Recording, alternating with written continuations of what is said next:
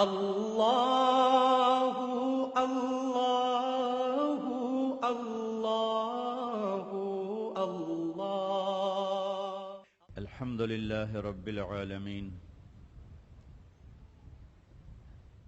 الہ الخلق والقول والمکان رب السماوات والارض وما بینہما اللہم لا نحصی ثناء علیک ولكن أنت كما أثنيت على نفسك وأشهد أن لا إله إلا الله وحده لا شريك له وأشهد أن سيدنا ومولانا محمدا عبده ورسوله أرسله بالحق بشيرا ونذيرا وداعيا إلى الله بإذنه وسراجا منيرا صلى الله تعالى عليه وعلى آله وعلى أصحابه وبارك وسلم تسليما كثيرا كثيرا أما بعد فأعوذ بالله من الشيطان الرجيم بسم الله الرحمن الرحيم والتين والزيتون وطور سينين وهذا البلد الأمين لقد خلقنا الإنسان في أحسن تقويم ثم رددناه أسفل سافلين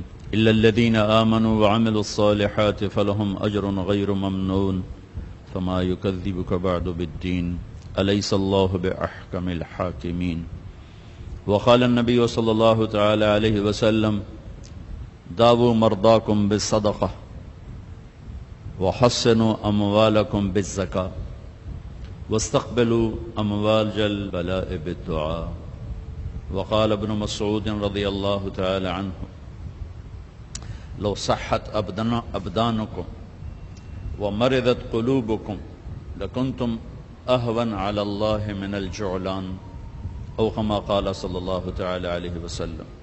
میرے عزیزو بھائیو دوستو، اللہ تعالیٰ نے انسان کو ساری مخلوقات میں سب سے اعلیٰ، حسین، خوبصورت بنایا۔ لقد خلقنا الانسان فی احسن تقویم۔ اللہ اپنے بارے میں کہتا ہے فتبارک اللہ احسن الخالقین، کہ تمہارے رب جیسا خوبصورت خالق کوئی نہیں۔ اللہ نے ساری کائنات کے بنانے کو قرآن میں ذکر کیا، پھر اپنا تعارف کروایا فتبارک اللہ رب العالمین، کہ برکت والا ہے کل کائنات کا رب۔ جب انسان اکیلے کے پیدائش کا ذکر کیا تو اپنا تعارف کروایا فتبارک اللہ احسن الخالقین، برکت والا ہے تمہارا اللہ جو سب سے خوبصورت خالق ہے۔ ان ربکم اللہ الذی، تمہارا رب اللہ کون؟ الذی خلق السماوات والارض فی 6 ایام، جس نے 6 دن میں کائنات بنائی۔ ثم استوى علی العرش، پھر عرش پہ استوا کیا۔ یغشی اللیل النہار، دن رات، یطلبہ حثیثا، دن رات کا نظام بنایا۔ والشمس والقمر والنجوم، سورج، چاند، ستارے، مسخرات بامرہ، سب کو اپنے حکم کے تابع کیا اور اپنے حکم کا غلام بنایا۔ پھر فرمایا فتبارک اللہ رب العالمین، الا لہ الخلق والامر فتبارک اللہ رب العالمین۔ یہ میرے مالک نے کائنات کو بناتے ہوئے اپنا تعارف کروایا میں رب العالمین ہوں۔ اب کائنات میں ایک چھوٹی سی چیز انسان ہے، بلکہ ہماری زمین بھی دیکھنے کے مقام پر نہیں، اگر ہم بہت اوپر چلے جائیں تو زمین نظر ہی نہیں آتی، بلکہ پورا سولر سسٹم ہی نظر نہیں آتا جو 7.5 ارب میل میں پھیلا ہوا ہے، تو اس میں انسان تو ایک نقطہ بھی نہیں ہے۔ تو جب صرف اس ایک چھوٹے سے وجود کو اللہ نے ذکر کیا کہ میں نے تمہیں بنایا، وَلَقَدْ خَلَقْنَا الْإِنسَانَ مِنْ سُلَالَةٍ مِنْ طِينٍ، ہم نے تمہیں مٹی سے نکالا، ثُمَّ جَعَلْنَاهُ نُطْفَةً فِي قَرَارٍ مَكِينٍ، پھر ہم نے تمہیں ایک مضبوط ٹھکانے میں جگہ دی، ثم خلقنا النطفة علقہ، پھر اسے نطفہ سے علقہ بنایا، فخلقنا العلقة مضغہ، پھر اسے ایک لوتھڑا بنایا، فخلقنا المضغة عظاما، پھر اس میں ہڈیوں کو پرویا، فکسونا العظام لحما، پھر ہڈیوں پر گوشت کو چڑھایا، ثم انشأناہ خلقا آخر، پھر تمہیں یہ ایک خوبصورت شکل ماں کے پیٹ میں دی، پھر اللہ نے اپنا تعارف کروایا، فتبارک اللہ احسن الخالقین، برکت والا اللہ ہے جو بہت خوبصورت خالق ہے۔ سورج، چاند، ستارے، زمین، آسمان، پہاڑ، دریا، وادیاں، کیا خوبصورت نظارے ہیں، وہاں نہیں کہا احسن الخالقین کہ میں بہت خوبصورت بنانے والا ہوں۔ صرف یہ انسان 5 فٹ 6 فٹ اس کو کہتا ہے، اس کو بنانے کے بعد کہتا ہے کیا کہنے تیرے بنانے والے کے جو سب سے خوبصورت بنانے والا ہے، الخالق۔ اچھا، خالق کسے کہیں اور صانع کسے کہیں؟ صانع انسان کو بھی کہہ سکتے ہیں اور مجازن خالق انسان کو بھی کہہ سکتے ہیں، لیکن خالق اپنے اصل مطلب میں صرف اللہ پہ صادق آتا ہے اور کسی پہ نہیں۔ صانع وہ ہے جو میٹیریل سے چیز بنائے۔ ایک کپڑا ہے، دھاگے سے بنایا گیا، صانع ہے۔ دھاگے کو کاٹن سے بنایا گیا، صانع ہے۔ کاٹن کو بیج سے بنایا گیا، صانع ہے۔ خالق کسے کہیں؟ جو بغیر میٹیریل کے سب کچھ بنا دے، اس کو خالق کہتے۔ پانی کے بغیر پانی بنانے والے کو خالق کہتے۔ پانی کا قطرہ نہ تھا، سمندر بنا دیا۔ ہوا کا جھونکا نہ تھا، 500 میل کا غلاف بنا دیا۔ زمین کا ذرہ نہ تھا، 24,000 کلومیٹر کا فرش بچھا دیا۔ پتھر کا ٹکڑا نہ تھا، ہمالیہ، قراقرم، ہندو کش کے سلسلے چلا دیے۔ بادلوں کا ایک ٹکڑا نہ تھا، پورے آسمان کو بادلوں سے بھر دیا۔ چاند، ستاروں، سیاروں کا وجود نہ تھا، اپنی قدرت سے بغیر میٹیریل سے بنانے والے کو خالق کہتے ہیں۔ خالق، الخالق، بنانے والا۔ ہاں، تو اللہ تعالیٰ لقد خلقنا الانسان فی احسن تقویم، کہ ہم نے، تم کچھ نہ تھے، تمہارا کوئی میٹیریل موجود نہ تھا جس سے ہم نے تمہیں بنایا، تو ہم نے تمہیں سب سے خوبصورت بنایا ہے، اور پھر تمہیں سب سے بدصورت بنایا ہے۔ اس مضمون کو بیان کرنے کے لیے اللہ نے 4 قسمیں اٹھائیں۔ 4 قسمیں، 2 غذاؤں کی ہیں اور 2 روحانی مقامات کی ہیں۔ 2 کا تعلق جسم کے ساتھ ہے اور 2 کا تعلق روح کے ساتھ ہے۔ جسم پہلے بنتا ہے تو اس کی غذا کی قسم پہلے اٹھائی، روح بعد میں بنتی ہے تو اس کی غذا کی قسم بعد میں اٹھائی۔ یہ 4 قسمیں، 2 تاکیدیں، لام اور قاف، لقد، لام اور قد، لقد۔ 4 قسمیں، 2 تاکیدیں تو اس لیے اٹھائیں کہ اللہ تعالیٰ کی مخلوق میں بے شمار لوگ ایسے ہیں جو کہتے ہیں کہ کائنات بھی خود بخود بنی ہے اور انسان بھی خود بخود بنا ہے، اس کا کچھ کہتے ہیں کوئی اینڈ نہیں، ایسے ہی چلتی رہے گی، کچھ کہتے ہیں بس ایسی بغیر کسی نتیجے کے ختم ہو جائے گی۔ یہ ہر دور میں تھے، آج بھی ہیں، آئندہ بھی رہیں گے۔ اس نظریے کو ڈارون نے بہت طاقت سے پیش کیا، اس کے ماننے والے بھی بے شمار پیدا ہو گئے۔ تو اللہ تعالیٰ نے 4 قسمیں اٹھا کر کہا کہ تم خود بخود نہیں بنے، بنائے گئے ہو۔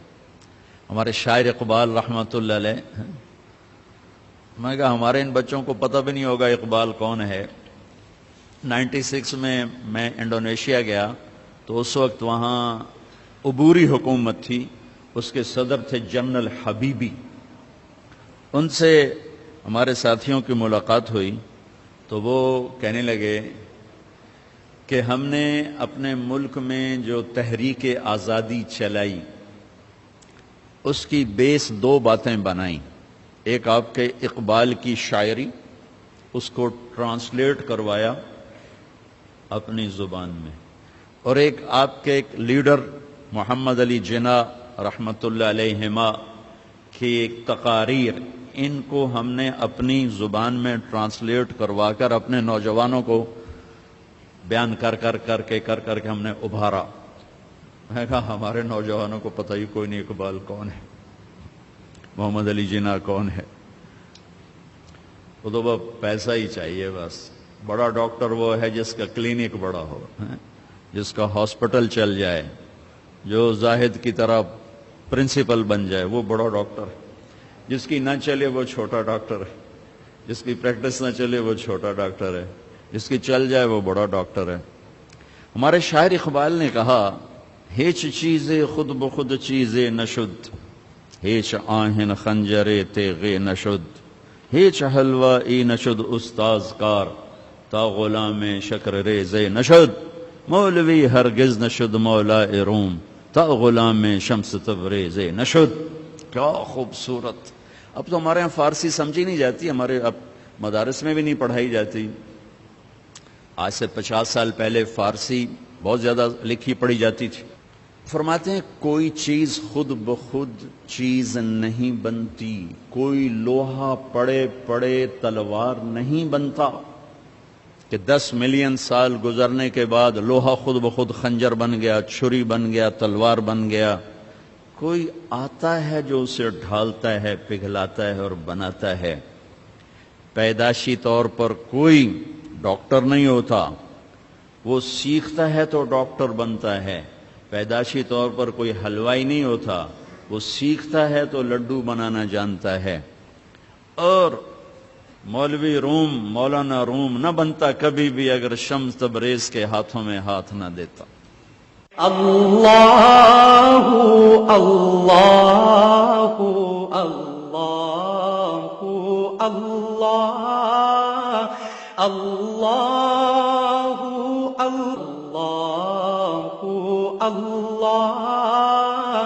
اللہ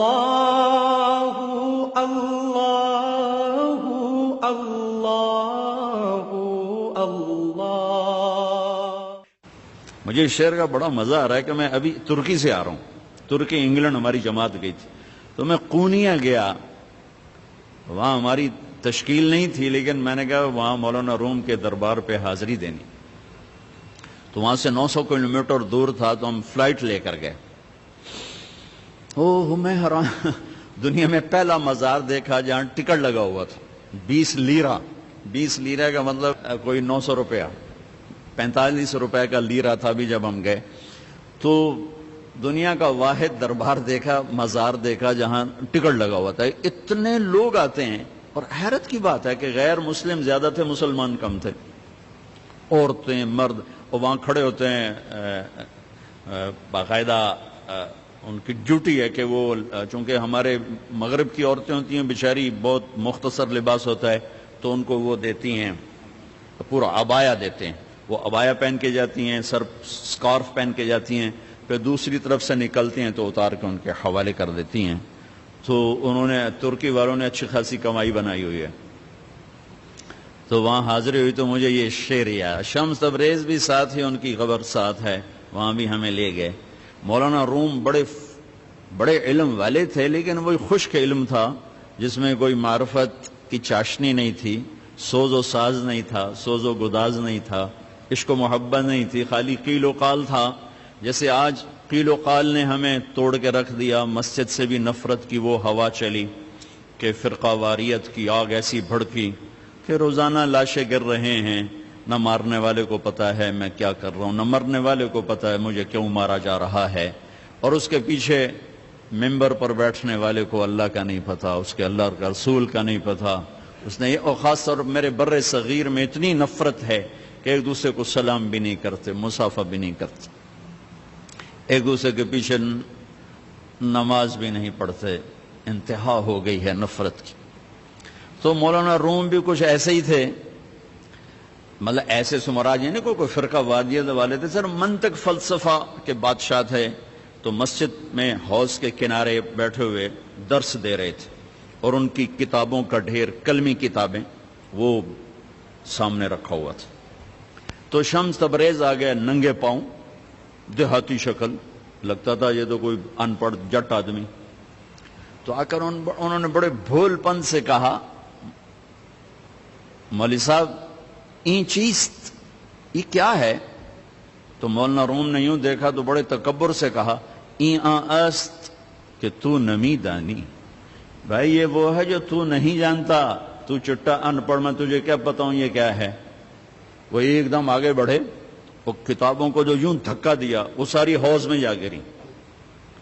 اب وہ زمانہ پریس کا تو تھا نہیں، میں چلو دو چار اور لے کے آ جاؤ، وہ تیرا بیڑا غرق کو بدبخت، اور تو نے میری ساری زندگی کی محنت برباد کر دی۔ تو شمس تبریز مسکرائے اور حوض میں اترے اور یوں ساری کتابیں خشک نکال کے باہر رکھ دی، ایک کاغذ نہیں بھیگا ہوا۔ یہ کرامات اولیاء ہے۔ مولانا روم این چیز، یہ کیا ہے؟ تو انہوں نے مسکرا کے کہا این است کہ تو نمی دانی، یہ وہ ہے جو تو نہیں جانتا۔ بس پھر مولوی روم مولانا روم بن گئے، انہیں فلسفے بھی بھول گئے۔ اس کو ہمارے شاعر خواجہ غلام فرید رحمت اللہ علیہ نے کہا ہے سکھری تروش منصوری نو ہن ٹھپ رکھ کنز قدوری نو، ہادی نہ سمجھ ہدایہ کافی نہ سمجھ کفایہ، کر پرز شرع وقایا ایو دل قرآن کتابے۔ یہ ہماری زبان کی شاعری ہے سرائکی کی۔ مزدار قصہ تھا، آپ کو سنا دیا۔ کوئی چیز خود نہیں تو اللہ تعالیٰ نے 4 قسمیں 2 تاکیدیں کہ نہیں میں نے ہی تمہیں بنایا ہے، تم خود بخود نہیں بنے۔ ام خلقوا من غیر شیء، ایک اور آیت، کیا تم خود بخود بنے ہو؟ ام ہم الخالقون، کیا تم اپنی ذات کے بنانے والے خود ہو؟ نہیں، تمہارا بنانے والا وہو الخلاق العلیم، تیرا بنانے والا ایک زبردست خالق ہے۔ آس بن وائل آیا، اس کے ہاتھ میں ایک ہڈی تھی ایسی پرانی، اس نے یہاں رکھی اور ایسے مسلا اس کو، وہ ساری چورا چورا ہو گئی اللہ کے نبی کے سامنے، پھر پھونک ماری، وہ ساری ہوا میں اڑ گئی۔ کہنے لگا محمد تیرا رب اسے زندہ کرے گا؟ کیا تیرا رب اسے زندہ کرے گا؟ یہ تو ریت بن کے اڑ گئی۔ جبریل آ گئے فوراً کہ یا حبیب اللہ، یا رسول اللہ، میرے رب کا پیغام سنا دیں، پیغام سنا دیں۔ اولم یر الانسان انا خلقناہ من نطفۃ فاذا هو خصیم مبین۔ دیکھو دیکھو جس کو میں نے گندے پانی سے بنایا آج مجھ سے مناظرے کرتا ہے، مجھ سے مناظرے کرتا ہے۔ وضرب لنا مثلا ونسی خلقہ، اور مجھے مثالیں دیتا ہے کہ اسے کون زندہ کرے گا، اور اپنی پیدائش بھول گیا۔ قال من یحیی العظام وہی رمیم، کہتا ہے اس ہڈی کو کون زندہ کرے گا؟ قل، کہو میرے حبیب، یحییھا الذی انشأھا اول مرہ، اسے وہ زندہ کرے گا جس نے اسے پہلے بنایا تھا۔ وہو بکل خلق علیم، اس کو پتہ ہے میری مخلوق کہاں، میرے رب کا علم تو دیکھو۔ کتنے انسان چورا چورا ہو گئے اور کتنے ہم چورا چورا ہونے والے ہیں۔ کتنوں کو زمین کی جنبش نے، گردش نے، کروٹ نے قبر سے نکالا اور ان کی ہڈیوں کی ریت کو فضا میں بکھیر دیا۔ کتنے پانیوں میں بہہ گئے، جانوروں نے پھاڑ دیا، آگ میں جل گئے، قبروں میں رل گئے، اور ایک قبر میں 100 اکٹھے ڈال دیے گئے، اور پھر آ رہے ہیں آخری انسان تک چورا چورا ہو کے بکھر گئے۔ 7 چوپائے، 7 پرندے، 7 مچھلیاں، 7 جانور، ساری کائنات کی زندہ چیزیں سب کٹھی ہیں، اور ایک رب کا حکم ہوگا فَإِذَا هُم مِّنَ الْأَجْدَاثِ إِلَىٰ رَبِّهِمْ يَنْسِلُونَ۔ اللہ ہم سب کو قبروں سے کھڑا کر کے زندہ کر کے دکھا دیکھ۔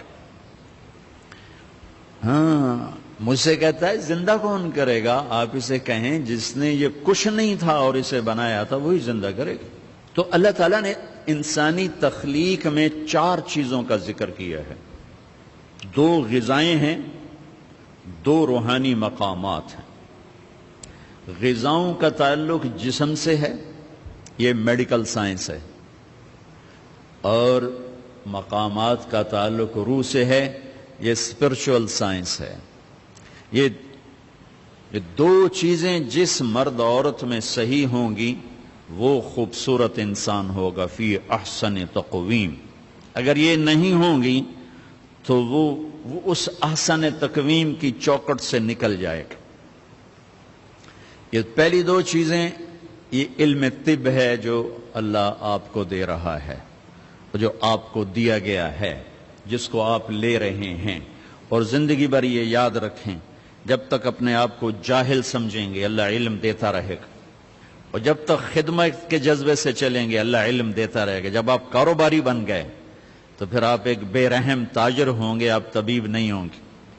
میں ہاتھ جوڑ کے کہتا ہوں، پھر آپ ایک تاجر ہوں گے، بس آپ نے گاؤن سفید پہنا ہوا ہوگا، ڈاکٹر کا روپ ہوگا، اندر میں سوتر منڈی کا شیخ بیٹھا ہوگا۔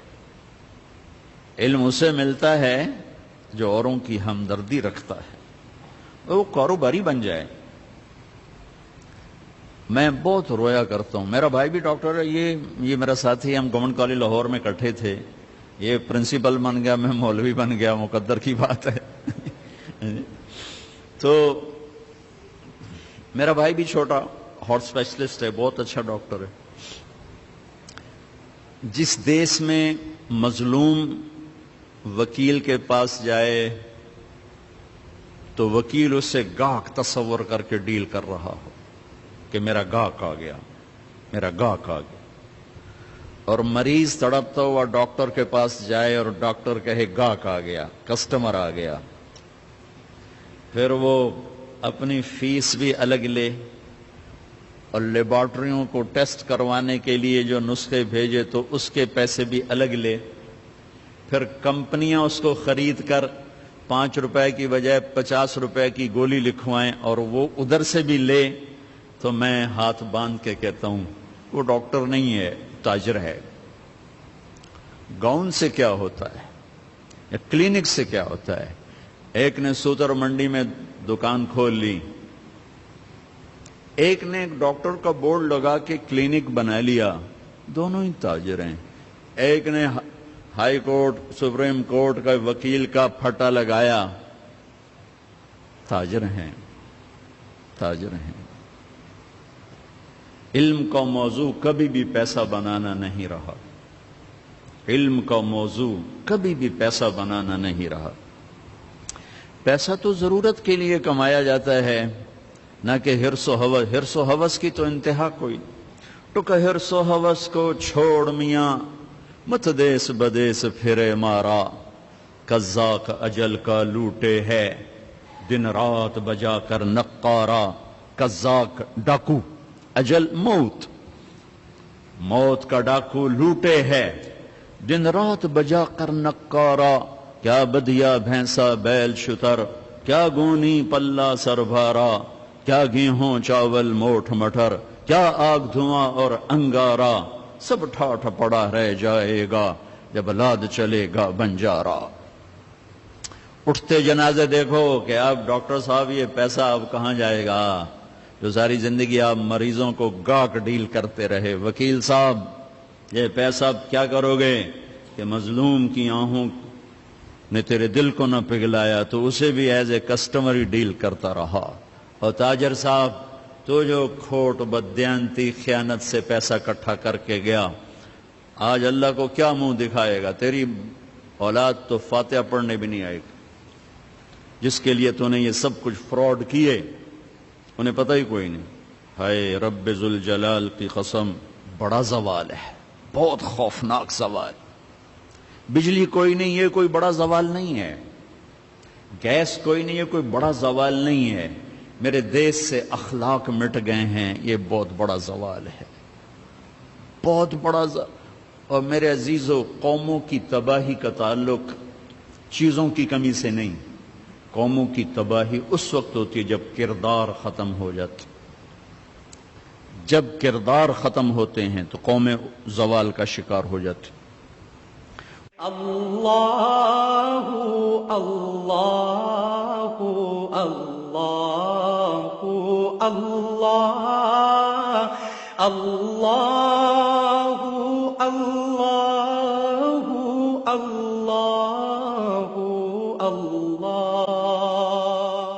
کردار بلند ہو تو فیصلہ تو اللہ کے ہاتھ میں ہے، کس کو اٹھانا ہے، کس کو گرانا ہے، کس کو عزت دینی ہے، کسے ذلیل کرنا ہے۔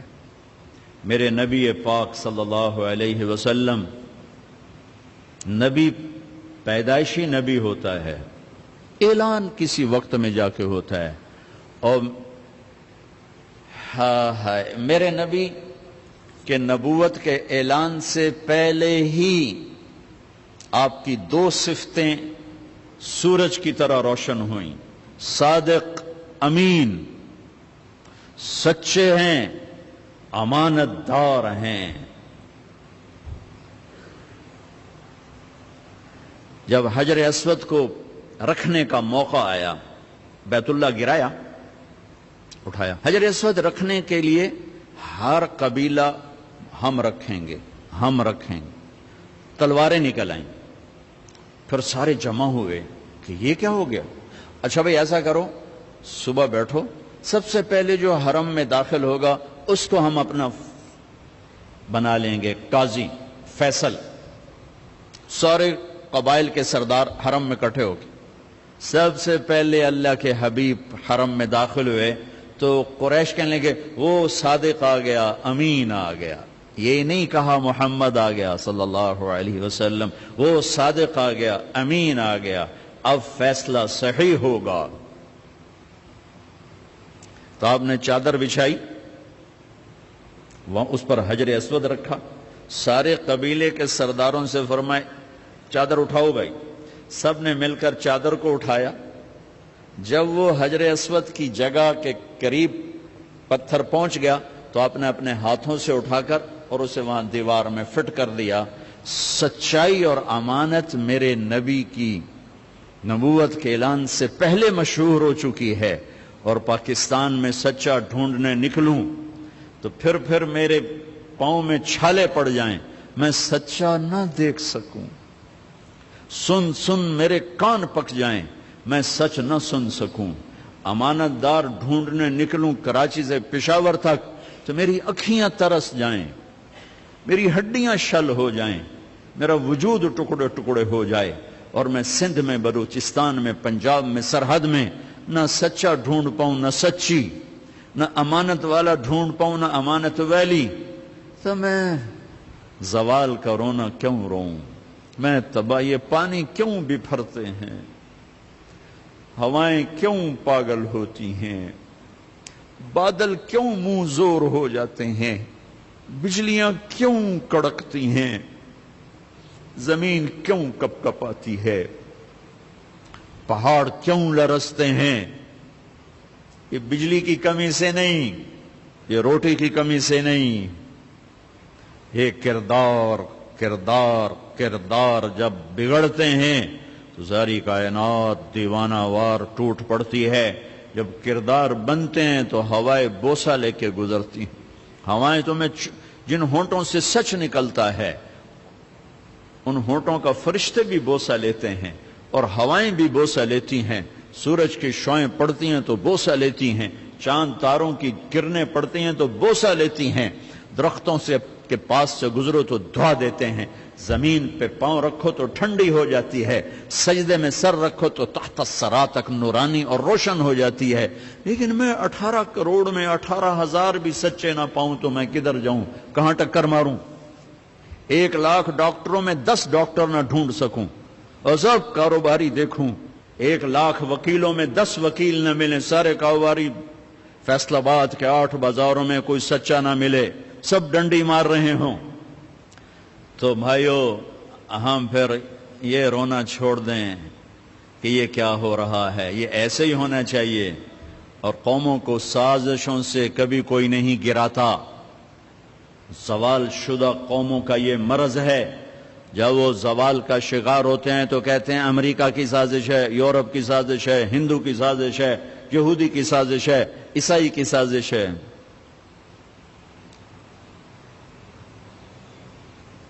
یہ فیصل آباد کے 8 بازاروں میں جو جھوٹ بول رہا ہے یہ کس کی سازش؟ انعامی بانڈوں کا جوا کس کی سازش؟ شراب کی بھٹیاں کس کی سازش؟ ماں باپ کو ذلیل کرنا کس کی سازش؟ میرے نبی سے پوچھا گیا یا رسول اللہ قیامت کب آئے گی؟ فرمایا اللہ کو پتہ ہے۔ کہا جی کوئی نشانی بتا دیں؟ کہ جب ماؤں کو ذلیل کیا جائے گا قیامت آئے گی۔ اور ایک اشارہ کیا، اور خاص طور پر جب بیٹیاں بھی ماں کو ذلیل کریں گی تو پھر قیامت کے نکارے پہ چوٹ پڑ کے رہے گی۔ کتنی مائیں ہیں جو اولاد سے سکھی ہیں؟ میرے سامنے ایک بیٹا باپ سے کہہ رہا تو آج تک میرے واسطے کی کیتا ہے؟ میں سن رہا ہوں، میں سامنے ہوں، تو آج تک میرے واسطے کی کیتا ہے؟ بیٹا اپنے باپ سے کہہ رہا ہے، اس کا باپ بڑا ذمہ دار ہے، اور پھر بیٹا کہہ رہا ہے تو آج تک میرے واسطے کی کیتا ہے؟ اور جو اس کے باپ کے چہرے پر رنج تھا اور جو حزن و ملال تھا میں نہیں بیان کر سکتا۔ اچھا میرا پتر، اوہ ہوئے ہوئے، مجھے کہتا تھا نا اچھا میرا پتر، اس میں کیا درد تھا، درد و غم کو الفاظ تو کبھی بھی بیان نہ کر سکے۔ اچھا میرا پتر، اچھا میرا پتر، تو آج تائیں میرے واسطے کی بنایا ہے؟ یہ را کی سازش ہے، یہ CIA کی سازش ہے، موساد کی سازش ہے، یہ میرا اپنا منہ کالا ہوا ہے۔ یہ ہماری نوجوان نسل رات کو نیٹ پر بیٹھ بیٹھ کر کیا ننگے ناچ دیکھتی ہے، یہ کس کی سازش ہے؟ نوجوان نسل کے اخلاق جنازے اٹھ گئے، کس کی سازش؟ دوائیں تک ناخالص ہیں، یہ کس کی سازش؟ تو ادھر ادھر کی نہ بات کر، یہ بتا کہ قافلہ کیوں لٹا، مجھے رہزنوں سے گلا نہیں، تیری راہبری کا سوال ہے۔ اور ممبر سے آگ، چلو آپ کہو گے صرف ڈاکٹروں کو رگڑا دے دیا، ممبر سے آگ، محبت کی بجائے آگ۔ میرے اپنے علاقے میں خانیوال میں ایک ذمہ دار فوت ہو گئے، ہمارے تعلق والے تھے، میں ان کی قلخانی پر گیا، میں نے بیان کیا، ایک بزرگ بیٹھے ہوئے تھے، سفید داڑھی ٹوپی، تو میں نے ان کو آگے بڑھ کے سلام کیا کہ حضرت السلام علیکم۔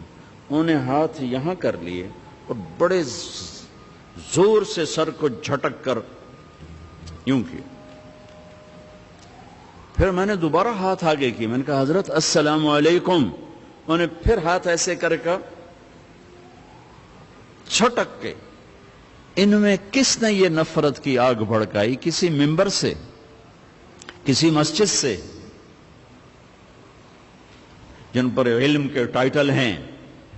اصل یہ نہیں ہے کہ شعبے بگڑ گئے، اصل یہ کہ انسان بگڑ گیا۔ بگڑا ہوا انسان ممبر پہ آیا تو فرقہ واریت کی آگ لگا دی، بگڑا ہوا انسان 20ویں گریڈ کی کرسی پر بیٹھا تو رشوت کے بازار گرم کر دیے، 22ویں گریڈ پر بیٹھا تو ملک کے مفاد کے سودے کر دیے اپنے مفاد کی خاطر، وہ ڈاکٹر بن کے بیٹھا تو سفید گاؤن میں سیاہ شکل بن گیا کہ جس کو صرف پیسہ چاہیے اسے مریض کی ہائے بھی نہیں سنی جاتی، مریض کا درد بھی نہیں اس تک پہنچتا۔ اور وکیل بنا تو وہ ایک تاجر بن گیا، تاجر بنا تو ایک دھوکے باز بن گیا، فراڈیا بن گیا، طاقتور بنا تو فرعون بن گیا، فقیر بنا تو ناشکرا بن گیا، چور ڈاکو بن گیا۔ اکائی بگڑی ہے، انسان بگڑا ہے، انسان۔ بھائیو، میں بھی کہہ رہا ہوں کہ انقلاب آنا چاہیے، لیکن کون سا انقلاب؟ اپنے دلوں کو بدلو، یہ انقلاب لاؤ، اس دل کی دنیا کو بدلو۔ دل دریا سمندروں ڈوبے، کون دلاں دیاں جانے ہو، وچے بیڑے وچے جھیڑے وچے ونج مہانے ہو۔ اندر کے دلوں کو بدلو، یہ دنیا بدلو۔ اور یہ بدلتی ہے، میں بات شروع کرتا ہوں پھر ادھر ادھر چلے جاتا ہوں۔ 4 چیزیں اللہ نے بیان کی، 2 غذائیں، 2 روحانی مقامات۔ اب اسی پر ہم آتے ہیں۔ اللہ تعالیٰ نے قسم اٹھائی انجیر اور زیتون کی کہ ہمارے جسم کو غذا چاہیے، تو غذا کا علم دیا. ہمارے آپ سب سے کہتا ہوں طب نبوی پڑھو، یہ زاہد سے بھی کہتا ہوں، آپ سے بھی کہتا ہوں. طب نبوی پر 2 کتابیں ترجمہ ہو چکی ہیں. طب نبوی کا عنوان ہے، اس سے آپ کو بہت رہبری ملے گی، چونکہ آپ کے ہاں غذائی چارٹ اور چیزوں کے اثرات وہ آپ کے ہاں یہ علم نہیں ہے، لیکن میرے نبی نے یہ علم دیا ہے اور آپ نے غذا کا چارٹ دیا ہے. علامہ ذہبی نے جو طب نبوی لکھی ہے اس میں ایک چارٹ ہے کہ کس چیز کو کس کے ساتھ نہیں کھانا چاہیے. مثلا ہمارے نبی جب روٹی کھاتے تھے دودھ نہیں پیتے تھے، جب گوشت کھاتے تھے دودھ نہیں پیتے تھے، جب دودھ پیتے تھے تو گوشت نہیں کھاتے تھے، جب دودھ پیتے تھے تو روٹی نہیں کھاتے تھے، جب دودھ پیتے تھے مچھلی نہیں کھاتے تھے، 2 سالن اکٹھے نہیں کھاتے تھے، 2 سالن کبھی زندگی بھر نہیں کھائے، ہمیشہ مفرد غذا کھائی، سوری زندگی چھنا ہوا آٹا نہیں کھایا. اور ابھی تمہارے ڈاکٹروں نے میرے سامنے ساری بیکری رکھی، جو چھنے کا بھی سردار، میدے کا میدا، ان کو تو خود نہیں پتا کیا کھانا ہے کیا نہیں کھانا، تو یہ مریضوں کو کیا بتائیں. سوری زندگی میرے نبی نے چھنا ہوا آٹا نہیں کھایا. اللہ اکبر. ساری زندگی فائبر سے بھرا ہوا. حضرت انس کہہ رہے تھے کہ اللہ کے نبی نے زندگی بھر چھنا ہوا آٹا نہیں کھایا. تو ان کے شاگردوں نے پوچھا پھر آٹے کو کیسے صاف کرتے تھے؟ کہا اس کو پیستے تھے، پھر وہ پھونک مارتے تھے، پھونکوں سے جو چھلکے اڑ گئے باقی کو گوندھ کے روٹی بنائی جاتی تھی. تو چلو ہم تو اتنے مضبوط نہیں ہیں کہ ایسی روٹی کھا سکیں، لیکن ہم یہ بیکری تو چھوڑ سکتے ہیں. ہماری جماعت گئی بینن افریقہ، ایک ساتھی کو ہارٹ اٹیک ہو گیا، ہاسپٹل لے گئے، انہوں نے کہا جی یہاں تو کوئی ہارٹ کا ڈاکٹر ہی کوئی نہیں. کیوں کہ یہاں کسی کو ہارٹ اٹیک ہے ہی کوئی نہیں، نہ کسی کو شوگر ہے، نہ ہارٹ اٹیک ہے، نہ بلڈ پریشر ہے. میں کہ ساڈا پاکستان بھرے پہ اترے ہیں کمانا. پھر انہوں نے ریسرچ کی کہ وجہ کیا ہے، تو پتہ چلا کہ پورے ملک میں بیکری کوئی نہیں. جب تک بیکریاں ہیں نا آپ کے کلینک آباد رہیں گے، فکر نہ کرو، دعا کرے کرو بیکریاں چلتی رہیں. جب بیکریاں بند ہو گیا تو کلینک بند ہو جائے. پورے ملک میں بیکری کوئی نہیں، پورے ملک میں مٹھائی کی دکان کوئی نہیں، پورے ملک میں مٹھائی کی دکان کوئی نہیں. ان کا میٹھا شہد ہے، شہد کھاتے. پورے ملک میں بناسپتی گھی کوئی نہیں، یا وہ زیتون کا تیل ہے یا دیسی گھی ہے، بناسپتی آئل کوئی نہیں. سفید چینی کوئی نہیں، سفید چینی کوئی نہیں. سفید چینی تو وائٹ پوائزن کہلاتا ہے. تب اب ڈاکٹروں کو بھی نہیں پتا کہ بھی کیا کھانا ہے کیا نہیں کھانا. میرے نبی نے زندگی بھر چھنے ہوئے آٹے کی روٹی نہیں کھائی، 2 سالن نہیں جمع کی. حضرت عمر رضی اللہ عنہ کے بیٹے نے دعوت کی، عبداللہ نے، کھانے کی.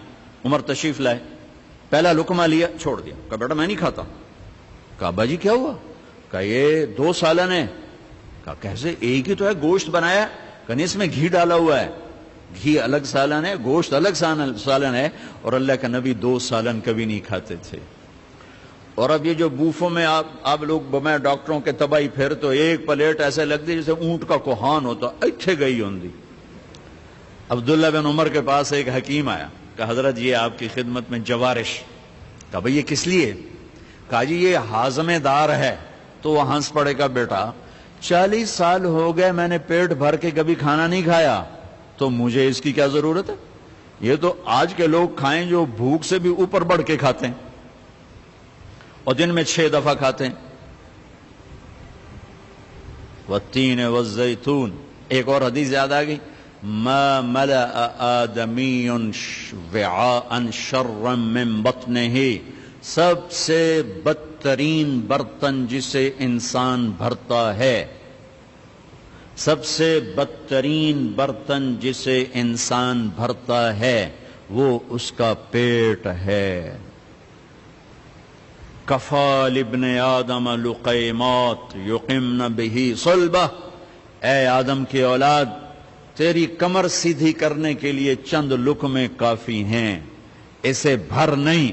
اور اگر تو چاہتا ہے کہ نہیں میں نے کھانا ہی ہے تو پھر 3 حصے کر، ایک غذا کو دے، ایک حصہ پانی کو دے، اور ایک حصہ ہوا کو دے۔ لا ناکل حتی نجوع، بھوک نہ لگے مت کھنا، وَإِذَا أَكَلْنَا لَا نَشْبَعُ، جب کھانا تو پیٹ بھر کے کبھی نہ کھانا۔ اگر ہمارے عوام یہ شروع کر دیں تو آپ کی ڈاکٹری پھر کہاں جائے، ویلے بیٹھے مکھیاں مارو۔ ہاں، وَالتِّينِ وَالزَّيْتُونِ، اعلیٰ غذاؤں کی قسم اٹھائی اللہ تعالیٰ نے، کہ پیغام دیا ہے کہ غذا اچھی کھاؤ، تھوڑی کھاؤ، اچھی۔ پھل کی قسم اٹھائی، گوشت روٹی کی قسم نہیں اٹھائی، وہ بھی غذائیں ہیں، پھل سب سے لطیف غذا۔ پھر والتین، میرے نبی کے سامنے والتین، انجیر لائی گئی تو آپ نے فرمایا کہ اگر دنیا میں جنت کے پھلوں کے مشابہ کوئی پھل ہے تو یہ انجیر ہے، نہ اس کا چھلکا ہے نہ اس کی گٹھلی ہے، اور یہ جنت کے پھلوں کی صفت ہے کہ نہ جنت کے پھل میں چھلکا ہے اور نہ گٹھلی ہے۔ پھر آپ نے اس کے فوائد بتائے، یہ کھاؤ، یہ تمہارے جوڑوں کے درد کو نفع دیتی ہے اور تمہاری بواسیر کو ختم کرتی ہے۔ پھر آگے کئی فوائد بتائے، زیتون کا فرمایا کہ سب سے بہترین تیل زیتون، اسے پیو بھی صحیح، اس کی مالش بھی کرو، اسے ملو بھی صحیح، اسے کھاؤ بھی صحیح، اسے پیو بھی صحیح۔ تو اللہ تعالیٰ نے اعلیٰ ترین غذاؤں کی قسم اٹھائی۔ اللہ تعالیٰ یہ بھی تو کہہ سکتا تھا مجھے سموسے کی قسم، مجھے پکوڑے کی قسم، مجھے حلوے کی قسم، مجھے پوڑی کی قسم، والتین والزیتون، مجھے انجیر کی قسم، مجھے زیتون کی قسم۔ یہ پورا چارٹ دیا ہے، آپ لوگ یہ علم پڑھو کہ میرے نبی کا غذاؤں کے بارے میں کیا معمول تھا اور میرے نبی نے کیا فرمایا، اوروں کو نہ صحیح اپنے لیے پڑھو۔ تو میں بتا رہا تھا علامہ ذہبی کی طب نبوی میں ہے، وہ یہ اس کے ساتھ، یہ اس کے ساتھ، یہ اس کے ساتھ، اس کو اس کے ساتھ نہیں، اس کو اس کے ساتھ نہیں۔ ہمارے ڈاکٹر عبدالواحد صاحب ہوتے تھے مرحوم، کوئی پرنسپل ریٹائر ہوئے تھے نشتر میڈیکل کالج، میں نے ان کے دفعہ پڑھ کے سنایا، کہنے گے جو آدمی اس چارٹ پہ عمل کرے گا، کوئی تقدیر سے بیمار ہو تو ہو، ویسے نہیں بیمار ہو سکتا، اور موت، مرض الموت آئے تو آئے، اس کے علاوہ سے کوئی مرض نہیں آ سکتا۔ تو اللہ تعالیٰ نے ہمیں اچھی غذا کھانے کا حکم دیا، اندھا دھند، چونکہ جسم امانت ہے، پیٹ باہر نکل آئے۔ ایک صحابی، ان کا پیٹ باہر نکلا ہوا تھا، تو آپ نے اس کے پیٹ پر یوں انگلی رکھ کر کہا کہ اگر یہ چربی یہاں نہ ہوتی تو کتنا اچھا ہوتا، لو کان ھذا فی غیر ھذا، اگر یہ چربی یہاں نہ ہوتی تو کتنا اچھا ہوتا۔ غذاؤں کا صحیح یہ آپ کا علم ہے، لیکن آپ کے پاس بھی علم کوئی نہیں۔ سارے ڈاکٹر ڈبل روٹی کھا کے ناشتہ کر کے ہم دیں، اور ڈبل وہ تو سارے کا سارا اس میں سے فائبر نکلا ہوا ہے۔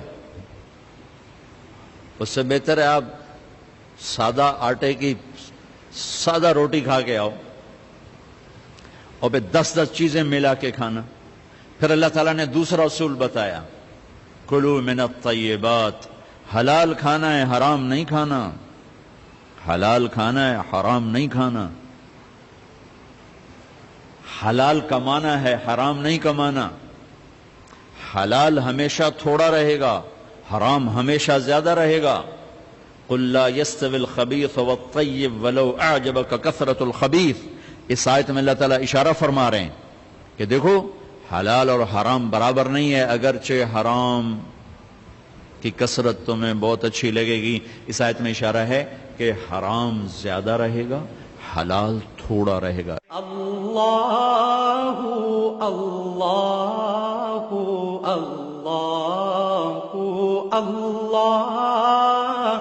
اللہ اللہ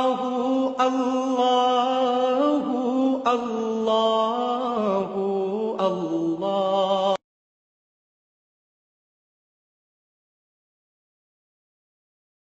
اللہ اللہ اللہ اللہ الله الله الله الله الله الله. اللهم لك الحمد كما أنت أهله، فصل على محمد كما أنت أهله، وافعل بنا ما أنت أهله، إنك أهل التقوى وأهل المغفرة. يا أول الأولين، يا آخر الآخرين، يا ذا القوة المتين، يا راحم المساكين، يا أرحم الراحمين، يا غياث المستغيثين، يا خير الفاصلين، يا خير الفاتحين، يا خير الرازقين، يا خير الناصرين، يا أحكم الحاكمين، يا أحكم الحاكمين، يا رحيم كل صريخ، يا رحيم كل صريخ، يا رحيم كل صريخ، وغياثه ومعاذه، وغياثه ومعاذه، يا رحيم كل صريخ، وغياثه ومعاذه، يا رحيم كل صريخ، وغياثه ومعاذه. اے میرے رب، اے زمین آسمان کے رب، اے کل کائنات کے رب، اے امت محمد کے رب، اے عرب و عجم کے رب، اے مشرق اور مومن کے رب، اے کالے اور گورے کے رب، اے عرش اور فرش کے رب، اے بے نیاز اللہ، اے صمد اللہ، اے قادر اللہ، اے مقتدر اللہ، اے مہیمن اللہ، اے عزیز و جبار و متکبر اللہ. اے وہ رب جس کی ذات کو زوال نہیں، جو ہر ذوق سے پاک ہے، ہر عیب سے پاک ہے. ہم تیرے محبوب کے امتی، دکھوں میں گھرے ہوئے، مصیبتوں میں گھرے ہوئے، امراض میں گھرے ہوئے، خوف میں گھرے ہوئے، مصائب میں گھرے ہوئے، چاروں طرف جائے پناہ نہیں ہے، تیرے سوا کوئی پناہ گاہ نہیں ہے، تیرے سوا کوئی پناہ گاہ نہیں ہے. سارا عالم ہمارے لیے خوف کی جگہ بن گیا ہے. ہم تیری پناہ میں آنا چاہتے ہیں، ہمیں اپنی پناہ میں لے لے میرے مولا، ہمیں اپنی پناہ میں لے لے میرے مولا. اے ہمارے رب، اے ہمارے مولا، ہماری جھولی میں کوئی ایسا عمل نہیں جو تجھے دکھا کے ہم اس کی طفیل تجھ سے تیری رحمت کا سوال کریں. ہم وہ فقیر ہیں جن کے ہاتھ بھی خالی ہیں، جھولی بھی پھٹی ہے، کشکول بھی ٹوٹا ہے. تیری رحمت کے طفیل مانگتے ہیں، تیرے محبوب کے آنسوؤں کے طفیل مانگتے ہیں. جو امت پر زوال آیا ہے، جو دکھ درد کی کہانیاں آج لکھی جا رہی ہیں، 2 صدیاں گزر گئی ہیں، رات ڈھلنے کا نام نہیں لے رہی ہے. ہر رات کی سویر آ جاتی ہے، تو لے آتا ہے. مولا 22 دسمبر کی رات سب سے لمبی رات ہوتی ہے، اس کے بعد پھر بھی سورج نکل آتا ہے. میرے مولا تیرے حبیب کی امت پر جو آئی ہوئی رات ہے، اسے 200 سال ہو چکے ہیں، یہ ختم ہونے کا نام نہیں لے رہی. اس میں ہماری نسلیں بیت گئیں، ہماری نسلیں کٹ مریں. اے میرے مولا اب تو اپنی رحمت کا دروازہ کھول دے، اپنی مدد کا دروازہ کھول دے، اور خاص طور پر میرے ملک پہ رحم فرما دے. یا اللہ تو نے اس ملک میں ہمیں جنم دیا، اس کی مٹی میں ہم نے آنکھ کھولی، اس کی محبت ہمارے دل میں تو نے اتاری. اے میرے رب، نبیوں نے بھی اپنے دیش سے پیار کیا، اور تیرا محبوب جس کے دل میں تیری محبت کے سوا کچھ نہ تھا، جب انہوں نے مکے کو چھوڑا تھا، غار ثور پر کھڑے تھے، آپ نے مکے کی طرف دیکھ کے فرمایا تھا، اے مکہ تو مجھے بہت پیارا ہے، میری قوم نہ نکالتی، میں تمہیں چھوڑ کے کبھی نہ جاتا. جب مدینے کو اپنا گھر بنایا تو مدینے کے لیے دعا کی کہ یا اللہ جیسے تو نے ابراہیم کی دعا پر مکے میں برکتیں اتاری، میری دعا پر مدینے کی برکتیں دگنی فرما دے. اے میرے رب، ہمارا دیس ہے اور تو نے ہمیں اپنے فضل سے دیا، رمضان کی مبارک رات میں دیا. کوئی دیس رمضان میں وجود میں نہیں آیا اسلامی، یہ رمضان میں تو نے وجود بخشا. 14 صدی میں 2 ریاستیں تو نے دین کے نام پہ تشکیل دی، ایک مدینے کی ریاست اور ایک اس دیس کی ریاست. اس کا نام بھی تو نے بڑا خوبصورت رکھوایا. میرا یہ دیس زخمی ہے، ہمیں غیروں سے گیلا نہیں ہے میرے مولا. آج اپنوں کے ہاتھوں میں دوری دھار کے خنجر ہیں، اپنے ہی اپنوں کی عزتیں بھی لوٹ رہے ہیں، جان سے بھی کھیل رہے ہیں. اے کریم اللہ، اے مہربان اللہ، ہم تو بے بس ہیں، تو تو بے بس نہیں ہے. ہم تو لاچار ہیں، تو تو لاچار نہیں ہے. تجھے اس بڑھیا کی دعا کا واسطہ دیتا ہوں جو تیرے نبی نے ہمیں سنائی حدیث کہ ایک بڑھیا بنی اسرائیل کی، اس کا جھونپڑا بادشاہ نے گرا دیا. اس کے محل کے سامنے پڑتا تھا، بڑھیا موجود نہیں تھی. وہ واپس آئی، اس نے دیکھا اس کا گھر گرا پڑا تھا. اس نے کہا میرا گھر کس نے گرایا ہے؟ لوگوں نے کہا اس بادشاہ کے حکم سے گرا دیا گیا ہے. اس نے وہیں ہاتھ اٹھا کر تمہیں کہا تھا اے میرے رب تو موجود نہیں، تو تو موجود تھا. ہائے ہائے ہائے، میں تو موجود نہیں تھی، تو تو موجود تھا. اے میرے رب، تو نے بادشاہ کو محل سمیت زمین میں دھسا دیا تھا. اے میرے رب، ہم مجبور ہیں، تو تو مجبور نہیں ہے. ہم بے بس ہیں، تو تو بے بس نہیں ہے. ہم بے چارے ہو گئے، تو یا اللہ چارہ گر ہے. فرعونوں کی گردنیں تیرے ہاتھ میں ہیں، ظالموں جباروں کی گردنیں تیرے ہاتھ میں ہیں. اے میرے رب، تو آ جانا. تو کب آئے گا یا اللہ؟ تو کب آئے گا میرے رب؟ کب آئے گا؟ ہم نے خود اپنے آپ کو برباد کیا ہے. ہم تیرے آگے فریاد کرتے ہیں بلا بم رسید جانم، تو بیا کہ زندہ بھگا. بلا بم رسید جانم، بلا بم رسید جانم، تو بیا، تو آ جانا، آ جانا کہ زندہ مانم. ابھی ہم زندہ ہیں، بس ازاں کے من نہ مانم، بچے کار خواہی. میرے رب معاف کر دینا. بے بسی میں، بے چارگی میں بے ادبی کے جملے بھی نکل جاتے ہیں، لیکن ہم دیوانے ہیں. دکھوں نے دیوانہ کر دیا ہے. دیوانے پر تو دنیا کی حکومت بھی قانون نہیں لگاتی. ہم تیرے گھر آئے بیٹھے ہیں، تجھے بلا بچہ گلی میں مار کھا کے ابا کی انگلی پکڑتا ہے، چل مجھے لڑکوں نے مارا ہے. بوڑھا بھی ہو، غریب بھی ہو، ایک دفعہ تو گلی میں آتا ہے میرے پتر نو کہیں مارے. آج تیرے حبیب کی امت بڑی بے بس. اے میرے رب، اپنی اوقات سے بڑھ کے مانگا ہے. تیری ہستی کے سامنے تو ذرہ بھی نہیں مانگا.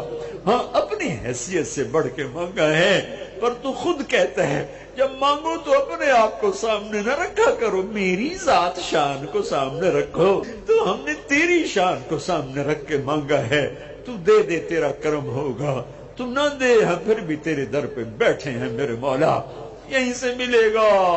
دے دے، شفا دے دے، سکھ دے دے، صحت دے دے، تنگ دستیاں دور کر دے، نفرتیں دور کر دے، سودی نظام توڑ دے.